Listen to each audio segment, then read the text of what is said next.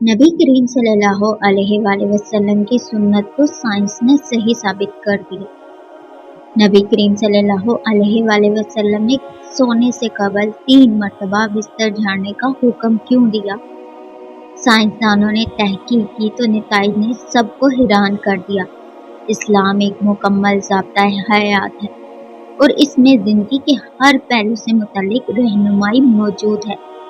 हमारे प्यारे नबी करीम सल्लल्लाहु अलैहि वसल्लम ने आज से 1400 साल कबल जो सुन्नत इख्तियार की थी और इस पर अमल पैरा होने का हुक्म दिया था, आज साइंस भी इन अहकामात को दुरुस्त तस्लीम कर रही है।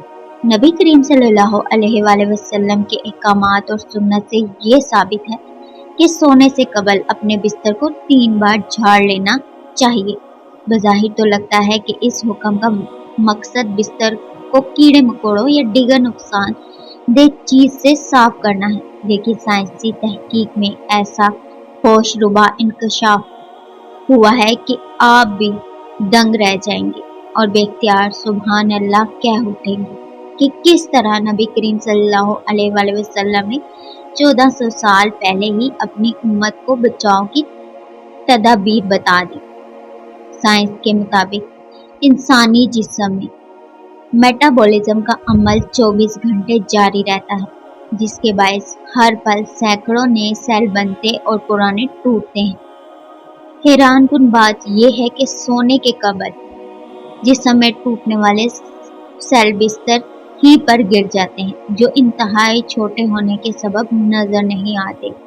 अगर बिस्तर को बगैर झाड़े इस पर सोने के लिए लेट जाएं, तो ये मुर्दा सेल जिस्म में दाखिल होकर कई मौलिक बीमारियों का सबब बनते हैं और साइंस ने भी ये साबित किया है कि इन मुर्दा सेलों को साफ करने के लिए बिस्तर को कम से कम 3 बार झाड़ना लाजमी है और ऐसा करने से खतरा टल जाता है। उम्मीद करती हूँ वीडियो आपके लिए फायदेमंद साबित होगी। ऐसी ही मज़ीद वीडियोस के लिए चैनल को सब्सक्राइब कर लें और वीडियो को शेयर करना ना भूलिएगा। अल्लाह हाफिज़।